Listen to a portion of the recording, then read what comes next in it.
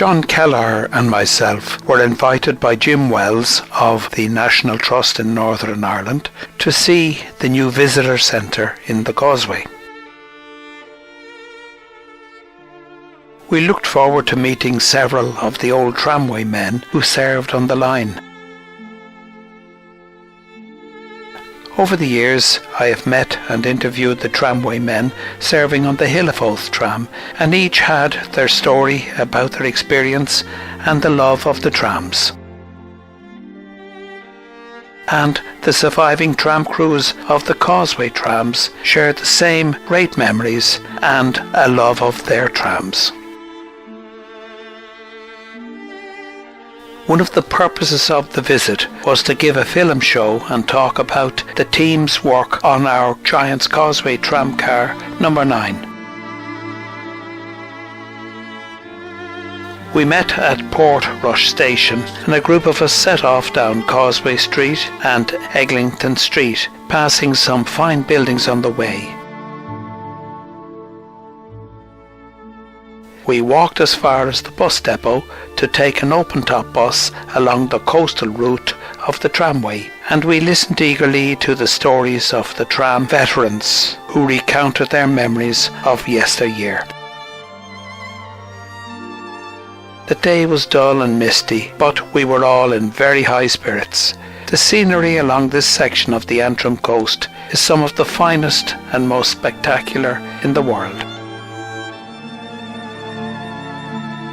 And we tried to envisage how it might have been travelling on one of the old trams, slowly clanking along. In spite of the misty conditions, the beauty and splendour of the coast could not be denied. We passed what we felt was very dangerously close to the cliff's edge, passing white rocks and some amazing rock formations, and the intriguing splendour of Dunluce Castle. At Walkmills, a power station was built to harness the power of the River Bush, one of the first such power stations in Europe, and certainly the first to power a tramway system.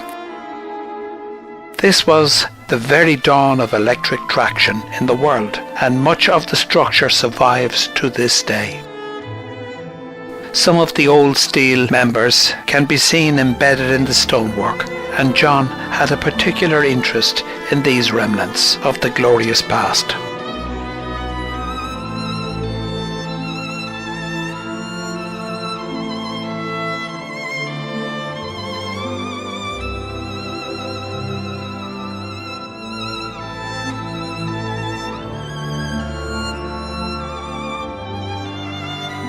At the visitor centre, we had a great chance to meet up with the tramway men and listen to their stories.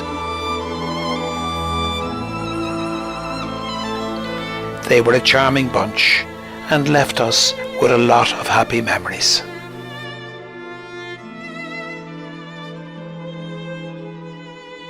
We struck up a friendship with Sam Twaddle in particular, who regaled us with his many fascinating tales, and we walked along the remnants of the trackbed as far as the Causeway Hotel. The new Causeway Visitor Centre was a very interesting building in itself and well worth a visit.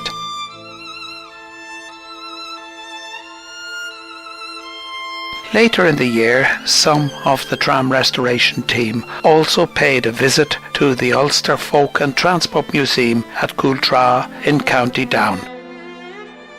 We had inspected Saloon Car Number 2 when it was on display in Witham Street in Belfast, and we wanted to see it in its new setting. The display condition of Number 2 in this new setting was nothing short of opulent when compared to the rather cramped conditions of our Transport Museum in Howth. Numbers 1 and 2 were enclosed trailer cars with a total length of 21 feet, allowing for 2 3-foot platforms. They were 5 foot 8 inches wide with a wheel spacing of 6 foot 6 inches. The team are like bees swarming around a honeypot, looking for information and details to help us with our restoration work. It is always lovely to visit Coultra and see the other sisters of our very own Causeway tram. And no visit would be complete without boarding number 4 from the Hill of Oath.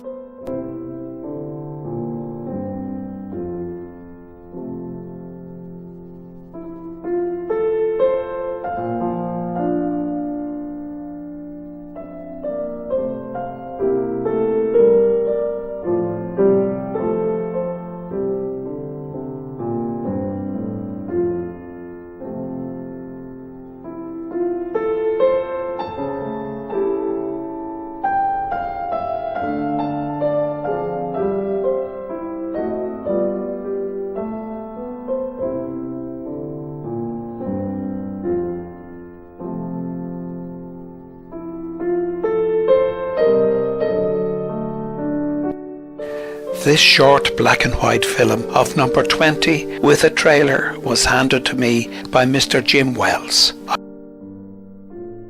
I was still using the Super 8 material and we are very grateful to Jim.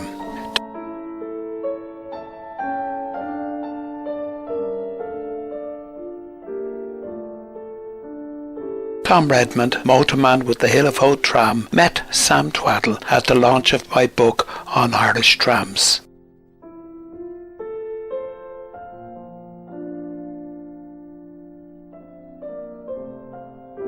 Sam Twaddle.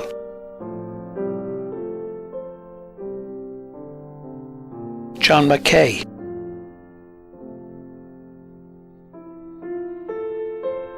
Mant Smith. Robert Sharp.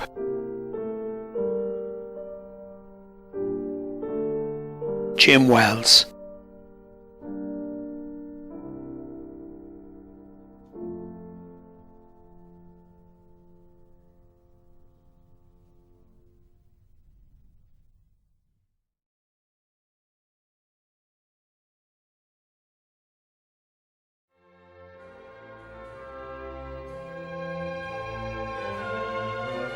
And my sincere apologies for those whose names I have not recorded.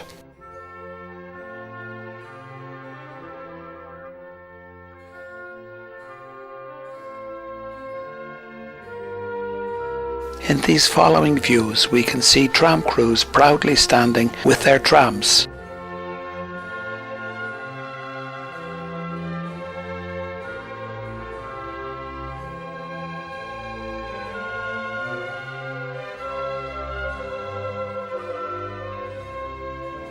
The tram frequently stopped for group photographs.